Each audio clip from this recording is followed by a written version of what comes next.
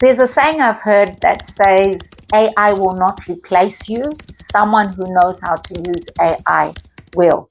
And this is particularly true right now as you see some of these AI tools and what they can do. In this video, we're going to be looking at the area of graphic design. So graphic designers are highly sought after. And in the past, you would need to pay quite a lot of money to get the services of a graphic designer. But I'm going to be showing you some AI tools that can help you do these graphic design roles yourself. So let's step into the video and I'll show you how to do that.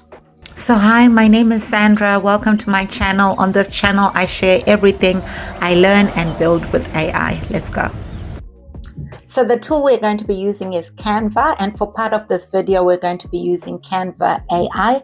If you want to get Canva AI, you need to be on the Pro account. So in the description, I'll put a link to the Canva Pro account, which you can try out and see how it works out for you. So I currently have Canva Pro, which is really good, especially with the ability to use that Canva AI features. So anyway, let's step into the video. The first part we're going to look at is making a logo. So for me, I just did for my new channel on YouTube, it's called No Collar AI. And so I wanted to see what Canva would come up with in terms of a logo for that business or for that channel. And I was so impressed with the results I got. So I'm going for the website, which I'm building using Bolt, or which I've built using Bolt AI.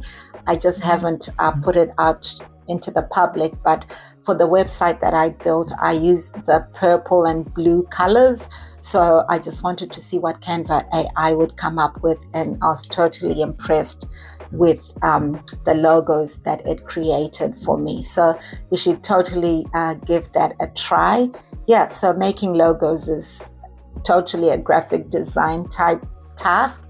And I think even as I go through this video, just remember that you still need, if you did have a graphic designer friend or a graphic designer consultant, you could still get them to check over the results that you get from the AI tools, so that you just make sure that you're just in line with some of the principles that you might not be aware of. But anyway, really love Canva AI for logos.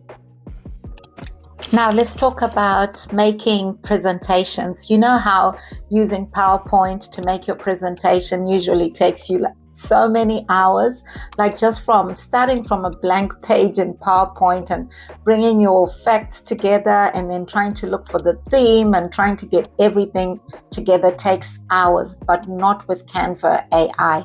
I totally love this feature in Canva. So the prompt I gave it was, I have a real estate agency and I want to create a pitch deck presentation to pitch clients on how we can help them sell their house to give them the best price on the market.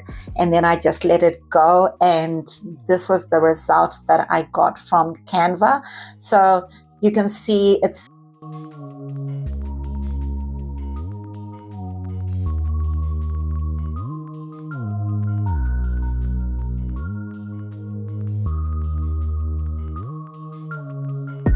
So now what's left to do, if I was a real estate agent, I'd now be switching around the pictures and changing the wording to suit our organization, and even changing the color themes. Canva AI gives you ability to do that. So you're just using Canva AI to help you get started. And because it gives you the headings, you already have a good ground to start on, and then you can just amend that to fit your organization and the circumstances that you're operating under. So I thought this was really good.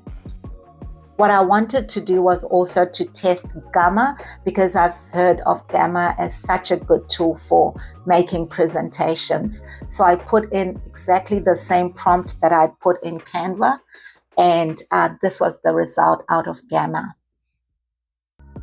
I was totally impressed with both Canva and with Gamma, and I'll continue to test them out and see what else you can do, because you can select so many different selections and change the colors, and you can then change the wording.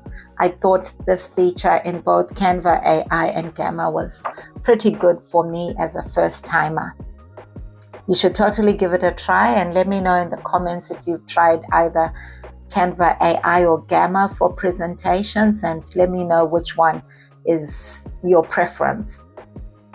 And now the third graphic design type activity that I tested out in Canva was making thumbnails. Oh my God, this was such a good feature. I totally enjoyed doing this because as a YouTuber or a budding or a very new YouTuber, I struggle to come up with thumbnails, and just having the ability in Canva to go into templates and to type in what sort of thumbnail I'm after, and then you get all these beautiful designs which you can edit. So I chose this one, and all you have to do is change around the pictures in there to suit your theme or what you want to talk about. And basically, you don't have to think about what fonts to use. You don't have to think about even colors. Like, I just love how the white text totally stands out and it looks really professional. So I'm definitely going to be using this feature in Canva because I think it makes it so easy to produce high quality thumbnails that you see from the bigger channels. And also, if you use templates and thumbnails like this, then you're more likely to get a click instead of just going with what's on your mind and just, shooting in the dark.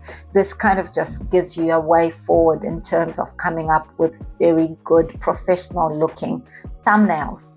So anyway, that was my video for today. Just wanted to discover how AI tools are making life easier for content creators, for businesses, and I hope that you will try out some of these features that I was showing in this video. As always, thank you for listening, and I'll leave you watching this video where I talk about some of the weird and wonderful ways that people are using ChatGPT for. Be sure to leave me a like if this video highlighted some things that are important to you. But anyway, like I said, I'll see you on the next one. Thanks for listening. Bye.